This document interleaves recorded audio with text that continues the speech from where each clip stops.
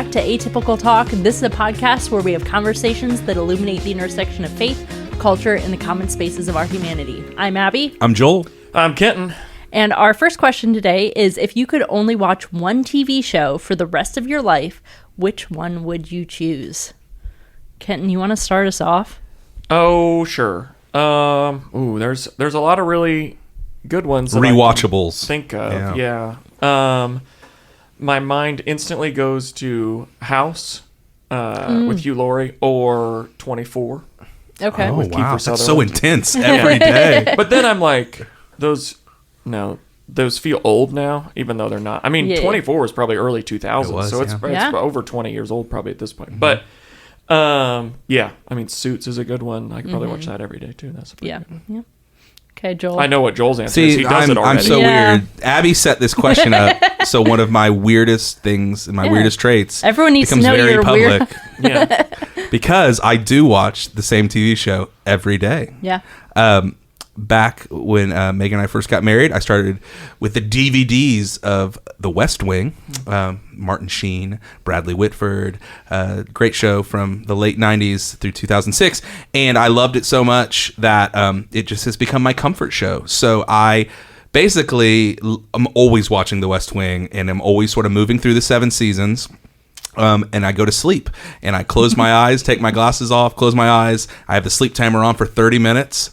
And that's my comfort sound. And then it turns off 30 minutes later. And so I'm currently back in season 1, guys. Wow. Just 5 episodes in. Mr. Willis from Ohio is the episode name. Wow. And it's just a part of who I am now. Yeah. Yep. So that's weird. I know. I'm sure your wife I can't imagine doing that just because if the TV's on, I can't fall asleep. Yeah, See, it's interesting because to me, it helps me.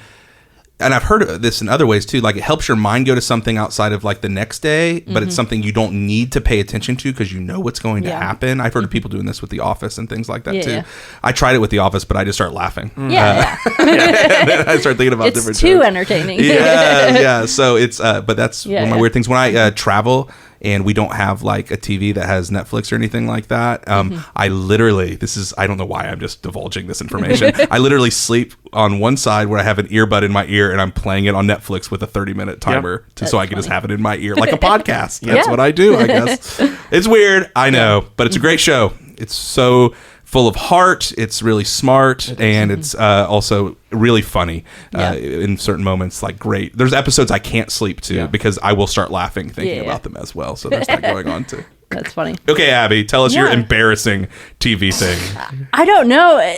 I feel like it kind of is embarrassing. Oh, I like it. I grew up, I loved the TV show Monk. Okay, Like that is so USA. nostalgic for me. Tony Shalhoub. And like rewatching it, it's so cringy at parts. Like, it's such a goofy show, but it's so nostalgic for me. And I started rewatching it the other day, and I'm like, oh, this was my show. Like, I could watch this over and over Psych? again. Was it called Psych? Yeah, That was Psych also was on also, Netflix. yep.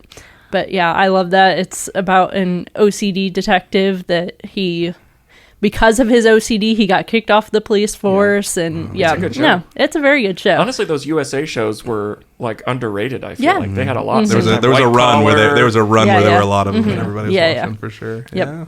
Such a good show. Okay. This first topic, I actually chose it because I was looking around for topics and reading all the different headlines and news stories and stuff. I was like, wow, the world kind of sucks right now. It's a hot mess. Yeah, so I chose out this article. I kind of want to talk about this. It's a Forbes article titled "The Key to Staying Positive in a Negative World." In a world dominated by troubling headlines, former Baxter International CEO Harry Kramer argues that realistic optimism is a leader's most powerful tool. He emphasizes that optimism grounded in reality rather than denial not only supports resilience and encourages problem solving, but also reduces stress, fear, and anxiety. Studies even back this up, showing measurable health benefits for those who maintain a positive outlook. Kramer outlined several practical strategies for staying positive amid negativity. Leaders should remember that economic cycles are temporary, plan ahead for downturns even during good times, and communicate early and often to prevent uncertainty from spiraling into chaos. He stresses the importance of responding thoughtfully rather than overreacting by keeping a long-term perspective in mind. Perhaps most importantly, Kramer reminds leaders that their teams are always watching them for cues. A leader's attitude is contagious. Confidence and realistic optimism inspire the same in others, while panic can unsettle an entire organization. Ultimately, staying grounded, nimble, and genuinely optimistic is one of the greatest gifts a leader can offer their team during uncertain times. So how do you guys stay positive with the world the way it is right now? I just watched The West Wing before I go to bed, and I'm reminded that there's another way. I think this is such a good topic, and it's so complicated in so many ways as well, because I think optimism, when I hear the word optimism, it can come off as kind of a cheap word. It can come off as like, just see everything, or, you know, face everything with a smile, or it's like everything's going to be okay-ism kind of thing. And I kind of like, you know, hit that, and I think like that's not exactly how I want to think about things. But I do want to have, and I feel like personally, because of faith and because of what has happened with Jesus, I can see the world for more than what I see right now. Mm-hmm. So a part of it, my really trite pastor answer is like, I can stay positive when the world's going crazy because Jesus rose from the dead. And like, ultimately, like the worst things are not going to be the last things, and that God is in the process of remaking the world and making the wrongs right. And this is ultimately not how the story is going to end. And I look for signposts of that, and I get to be a signpost of the way that things really are and will be in life. So I really come back to Jesus rose from the dead spiritually.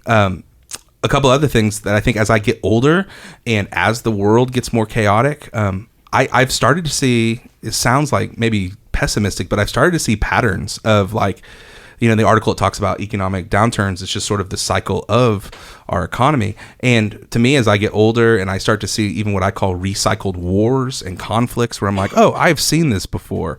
I have seen us as a country or as a society move in this direction before. I start to realize like, okay, yeah, this is freaking crazy right now. And oh, this is so disappointing. But you know what? Like, this has happened before, and we're still here. I mean, I talk often about how I wish I was like a teenager in the late 1960s because of the explosion of rock and roll and just the really cool cultural things that were happening. And then we often forget that I romanticize that time to where the late 60s were, I mean, so chaotic. I mean, there was a president assassinated in JFK, John Fitzgerald Kennedy, and then his brother, who was running for president the next cycle, Bobby Kennedy, was assassinated while he was running for president. Martin Luther King Jr. was fighting for civil rights and was assassinated. There was the Vietnam War going on that was a wildly unpopular war, and a draft. All these things were happening in what I thought was the coolest period of time, right? Yeah. And I just think like, okay, we have seen this before, and, you know, we can make it through, and this is not going to be the end of the story. I mean, even thinking back to what the early followers of Jesus had to go through and the chaos and how they were underground and how they were persecuted, it gives me perspective because, yes, I'm not minimizing the craziness that's going on right now, but we have been here before in a lot of ways, and it's not the end of the story. It wasn't for our grandparents. It wasn't for the early Christians. I don't think it is for us either. And then the third thought that I have is just, I have to be mindful of the inputs that I'm taking in, and what are the first things that I read in the morning and see in the morning? Like, what are the last things that I read and see at night? What are the things that I'm focusing on in my conversations? Like, is it just the stuff that's out of control that I can't do anything about, to where you're just shaking your head? Or are there things that are more eternal? Are they things that are like lifting my eyes to what matters to me that I can actually do something with, like raising my kids and loving my family?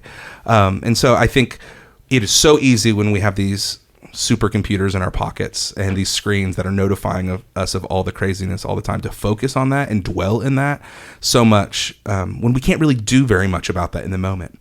And so it's reminding myself of like, okay, am I seeing God's word before I'm getting messed up in the world and all the craziness of the world? Am I putting my relationships before the headlines? And am I spending hours and hours on end doom scrolling about the latest, craziest thing that's happened out of Washington, D.C.? Or am I actually just loving and serving the people that are right in front of me? So it just has inputs and outputs for me as well. Yeah. What about you, Kenton? Yeah, I think I just try and focus on the things that I have some immediate control over, and just focus on my family, and just the things that are the most important to me that I have, like Joel just said, like direct output with, basically. And, you know, even in times where you do doom scroll away and find out all the nasty things that are happening, just focusing on those people and just forgetting about all of that stuff the best you can by just being in the moment really helps me anyway. And then also just remembering that, like, those same people that you're in the moment with, like, those are the people that are going to matter in 20 years time, you know, because a million things in the world are going to happen between now and then. You know, your cycle of politics is going to happen every 4, 8, 12, 16. I mean, you're going to potentially go through how many leaders or different world struggles in that amount of time.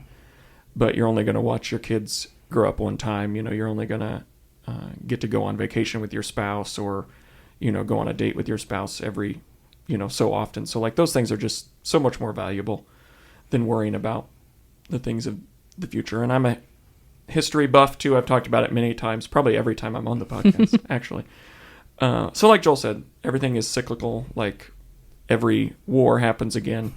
Like, all the battles we fought from, you know, ancient times to now are all over the same things, you know, and it's going to happen again, and it's going to keep happening in some way or another. And, you know, at the end of the day, the people that matter are the people that you sit around a table with and break bread with. So. Yep. I love that perspective of, you know, every 4 years there's a new reality, or there's a possibility for a new reality. And I think it's so often we get so zeroed in on who's sitting on the throne in Washington that we obsess about it. And I mean, it really does affect real people, and it's a real thing with real consequences.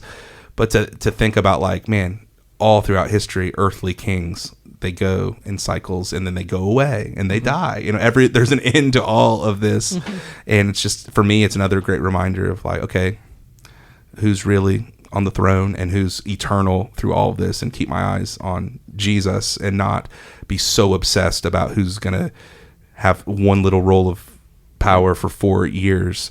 And when we can do that, we don't just obsess over every little thing and let a leader just live in our heads rent free, to where we obsess over every little thing that comes across our Twitter feeds or every news thing a day. Because you know what? Like, that is just too exhausting, and it's going to take energy away from my family and from my church family and what God's called me to do. And I think it's also going to send me in the downward spiral of negativity that nobody really wants. Every empire in the world has fallen. Yeah, risen and fallen. But, like, I mean, those relationships that you make along the way don't break for those everyday people. You know, like, the leadership broke of everything, Rome and Egypt and all of that. But, you know, those people who lived in that made friends, had families, you know, grew up. We are where we are today because of people that have been in community and relationships. So I think that, you know, you just focus more on the small things and less on these grand things that we have no control over. You know, I'm a pessimist, so it's hard to stay positive for me. But that's why I try and focus so much on those little things. Even, Yep. Well, this next topic, I was wanting something ridiculous to talk about on the podcast. Well, you did it. You found it. This came across my news feed, and it felt like it fit. This is an independent article titled "Camel Pageant Thrown into Chaos After 20 Competitors Disqualified for Using Hump-Plumping Injectables." Come on now.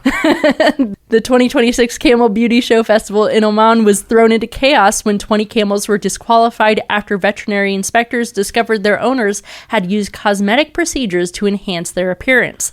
The enhancements included hyaluronic acid injections for plumper lips, dermal fillers around the nose, Botox to soften facial features, and silicone wax to inflate their humps. Yeah. Treatments very similar to cosmetic procedures used on humans. Camel pageants are a serious and high-stakes industry, with the Camel Festival in Saudi Arabia offering more than $60 million in prize money. $4 for them. Winning camels are judged on their coat, neck, head, and humps, and a victory can significantly increase a camel's sale value. This isn't the first time cheating has been uncovered. In 2018, 12 camels were disqualified for Botox use, and in 2021, 40 were barred after allegedly having stretched noses. Festival organizers have vowed to crack down on tampering by imposing strict penalties on offenders. Judges now use advanced technology, including x-rays, to detect cosmetic alterations. Beyond the competition scandal, animal rights activists and veterinary professionals have condemned these procedures as cruel, citing painful side effects such as infections, bruising, and the risk of silicone migrating to other parts of the body. Big problems.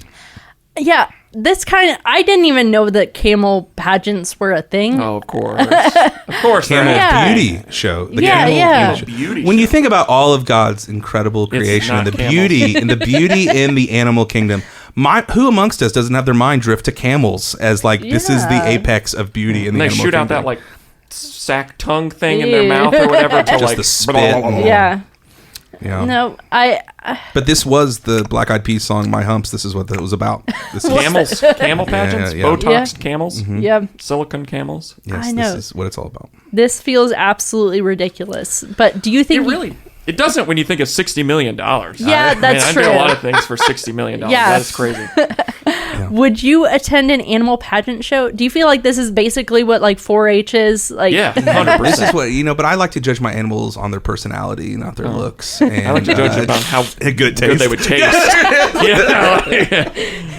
I can't imagine unless there was like a family member who was showing a camel or I was there to support that I'd be like, hey babe, it's Friday night, let's go hit up the camel beauty pageant. But like I love the dog show. Yeah, I love dog shows. It's my favorite. Yeah. I've never gotten into the Westminster dog show. It's so good. It is. Yeah. It is lots of fun to like Purina. Yeah. Who sponsors it? To try to figure out who you think is going to win and all that. I don't know anything about dogs, but watching those... But they're so cute. Yeah. Oh, yeah. Yep. But that's as far as it would go. Yeah. I do enjoy going to 4-H shows, though, too. I think it's fun seeing the animals and stuff. Yeah. I was around it a lot. I was going to say, I wasn't a farm kid growing up, so I didn't... It's just all the smells, I wasn't man. in that. I'm a city boy, I guess. But yeah, it's all the smells in that tent. Felt like they're just abusing... I mean, I'm sorry if you did a lot of 4-H. I didn't do it, but I was around it a lot, and I just remember people just beating those pigs, with the sticks, like, get in there, do what I want you to do. And I'm like, that's so sad. That bacon's going to be bruised when I eat it. Yeah, that's what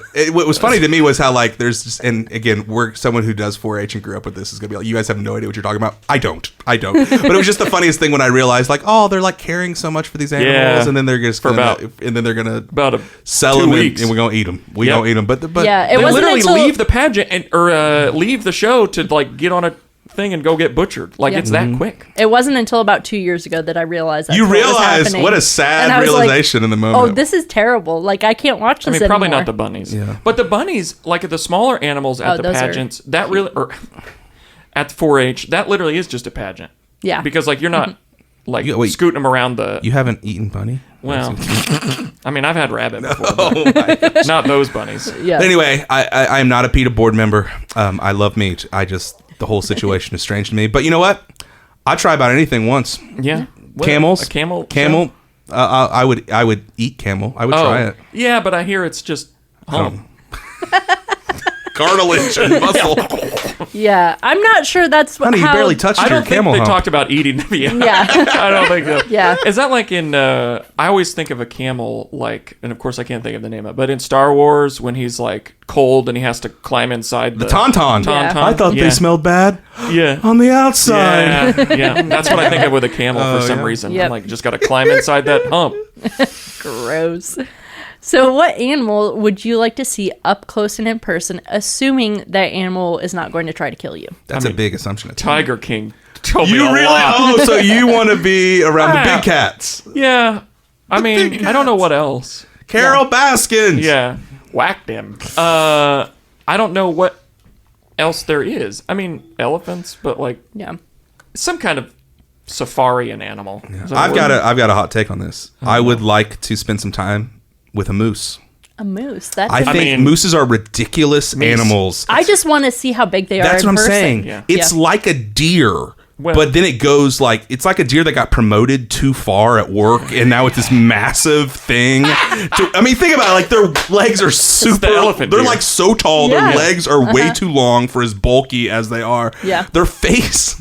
I heard somebody say once their face looks unfinished in a way because it's all nose and all things. When their antlers are massive. Like it's like a deer that just like went way too far. Like it's just a crazy thing. And somehow they look like, I mean, they're so big and they're majestic, but they have this confused look about them. I'm in. Roid deer. Yes, I just need to hang out with the moose because I think they're so much bigger than I would imagine. They are, and dangerous looking, but I'm like, I don't hear about people getting like killed. We by don't live moose. in Canada. I've seen people get charged by a moose before. But if I could be safe around a moose, I would love to just be like, I don't. It's wild.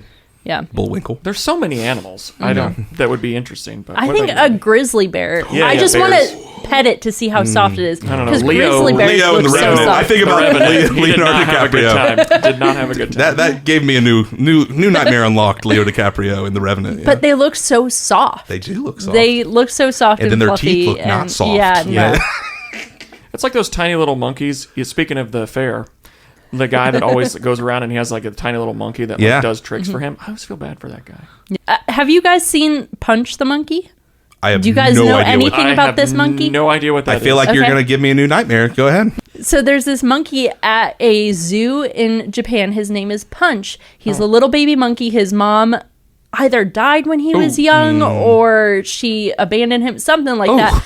But all the monkeys in the enclosure hate him. And so they've given him this stuffed monkey that he carries around. And it's his friend. And none of the other monkeys want to be friends with him. It's really sad. That is way sadder than even the fair monkey man. Yep. Yeah. Monkey man. It is very sad. But I've heard that he has a friend now. Oh, so that's good. That's good. At least I'm worried one of about the his monkeys. social life deeply right now. Is his friend named Kick? Kick Punch. Oh, man. Boo. Yeah. But it was the stuffed animal monkey he carries around is like something that like you can buy at Costco, and so like sales for that plush went way up. That's amazing. Yeah, so sad. It is the cutest little monkey and makes me so sad. You got a link to Punch the Monkey. Yes, I will. I'll link that. Let's make sure he's not dead first. Yeah. Well, I mean, you never know. I feel like we mentioned things like that, and it's like womp womp. Yeah. By the time you listen to this in the year 2028, I don't know. Probably gone. Our final topic today, it's a Relevant magazine article titled "The Dangerous Rise of Me-Centered Worship." Modern worship has undergone a quiet but significant shift over the past few decades. What began in the 1990s as an intentional move towards personal, intimate worship has gradually evolved into something more self-centered. Today, many popular worship songs orbit around the feelings and experiences of the worshiper rather than the character of God, using therapeutic language with only a thin theological glaze. This drift mirrors the broader cultural obsession with self-curation. In an age where algorithms constantly mirror us back to ourselves, the church's corporate worship was designed to do the opposite, to decenter the individual and redirect focus toward God.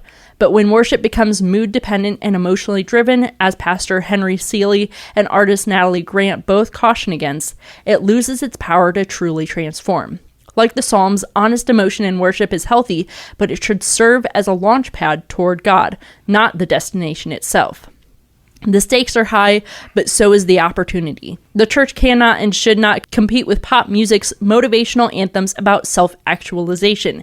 Instead, its unique offering is genuine transcendence, a God who is holy, sovereign, and worthy of worship regardless of how we feel. In a culture that has optimized nearly everything and still found it wanting, truth-driven worship that names who God actually is may be the most compelling and countercultural thing the church can offer. So do you guys agree with this article? Do you think worship has become more self-centered? I don't know. No. I don't think it's become more self-centered, honestly, no. On the whole. But I'd love to get Kenton's take on this. Oh, how long do we have? Yeah. I mean, there are great things in this article and everything that Abby just read. But based on her question, I would say no. It's not more self-centered. And I think it's ironic that they mentioned the Psalms as an example in this article, because the Psalms are like, I don't know, Joel probably has a better idea, but I would say close to 50% are probably like I-centered, like, or my feelings. Very personal. I trust. I do this. Where are you for me? Yeah. Like, God, I need you to show up. Like, the quick search I did said it's like almost 40%, like conservatively. And then I think if you add in like the we focused, like communal, it's even more. Mm-hmm. So I wouldn't say it's more self-centered. I would say the shift that I have seen in maybe not the corporate worship songs, but maybe like the hits you hear on K-Love, or I don't want to call them out, but are there any other Christian stations at this point that you hear on whatever station you may listen to? I think it's more about this like love language that's maybe vague. Like boyfriend Jesus songs? Yeah, I think that's still... Where you could literally change Jesus out for babe. Yeah. And you're like, the song still works? That's weird. I think that was a shift maybe 10-ish years ago that I saw, and that's still around. I don't think that's new, though. I just think that that's something that's maybe still in the air of a lot of, like, I call them radio Christian songs as opposed to, like, communal worship. Yeah, they're not songs. Ones that you would sing in church. Yeah, no. And so I would say that, I think that there are things about the heart of what they're trying to say in this article that are very true. That if you don't focus on, the God side of things, and you do truly just focus on, like, if you're in the moment worshiping and you're just focused on you, that's a heart thing that we should all work through. And we all have that moment. But I don't think that music itself I don't think just because it says, I trust in God, that is by, I don't think if I change the lyrics to like God is trustworthy versus I trust in God, I think those say the same thing, because God is trustworthy and I also trust in him. I don't think just because I say I trust in God that is a self-centered focus. And I think there has been a bad rap the last 10, 15 years that basically some people poo-poo any song that says I or we or me or Yeah, I had a professor in my undergrad schooling who was a worship professor, and she wrote an entire book about how like corporate worship songs shouldn't say I or me. It should only be corporate, we, us, communal, like not like I believe, but we believe. And I remember like at the time I was like really captivated by that. And I was just like, yeah, because it's corporate and we need to remind each other, and we sing this together and we sing for each other so that we help each other believe and stuff like that. But then you look at the Psalms and you're like, well, like, but the book that Jesus had, like, him praying and singing the Psalms was not like that at all. So there's value to that.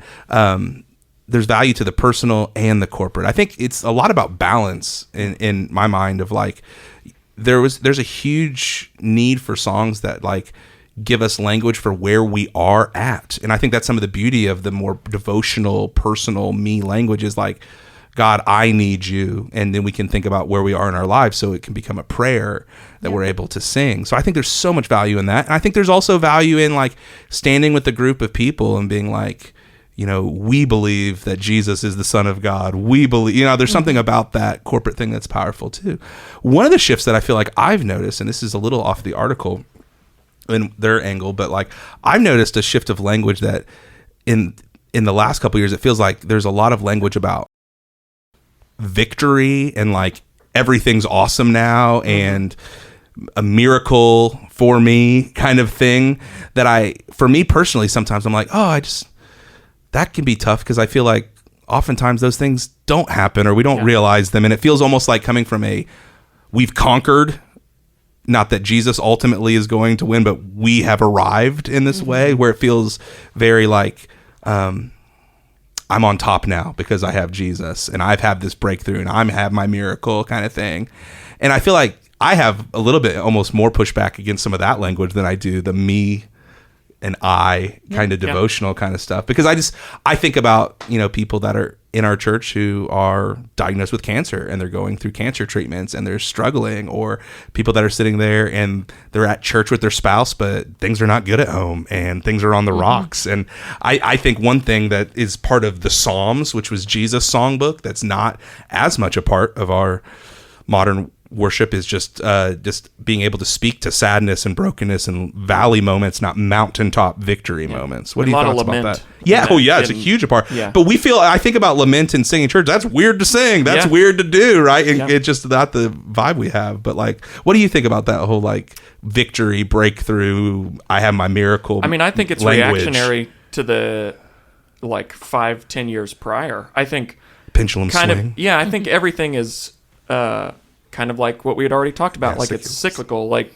we 5 10 years ago, every song was about battle and this war that I'm waging, me, or this war that collectively the world is waging, to see, God come back and all of these kinds of things. It was way more, there was a stretch where it was a bit militant, there was just, everything was like battle, this fight, you're the answer. But I do feel like there's like this swing of songs that landed more where we're at right now, which is like, we've got the victory now.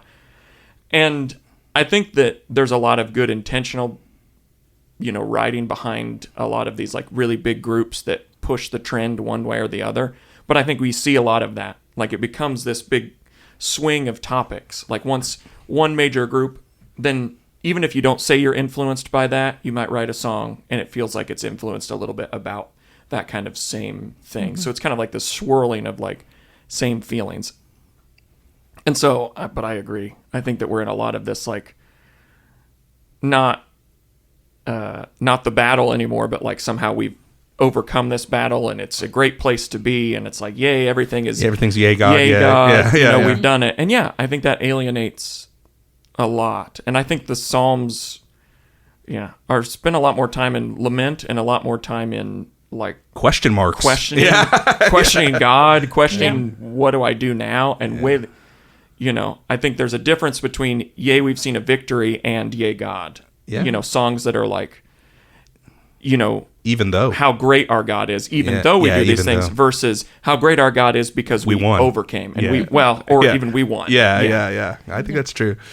So it is interesting. That's just interesting to see, like, think about the pendulum swing on themes and things like that. And just to be reminded that it should all be a part of the whole human experience of, victory and sadness and doubts and faith and trust, all, colliding with who God is and always has been.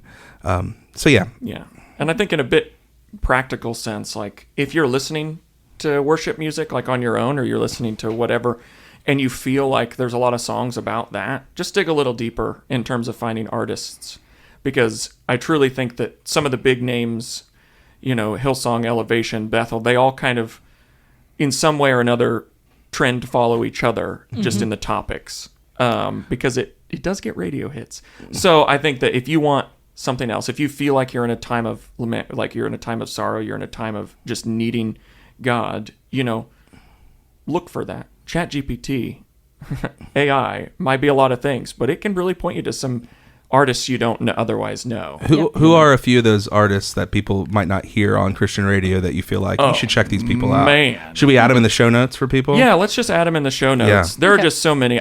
So I'm a Spotify gal myself, and so even if you just listen to like the top live worship of 2026, or find the iTunes equivalent, or there's stuff on YouTube that are the same thing. There are so many artists in there, Thrive Worship and like Mosaic and all these ones that, like, around Bridgeway we've probably done their songs, some of them, but they might be in a different season. Red Rocks, we've done a lot of their music in the past. They specifically write music for where they feel like their church is right now, which is also, I don't know when you may listen to this podcast, but Bridgeway Worship has now done a couple songs on Sunday mornings, and those songs have been themed around where we're at, what we're going through, what's happening through Bridgeway, what God is doing through Bridgeway. And so, just look for that kind of stuff. But we'll link some connections in the notes, or I'll put a list of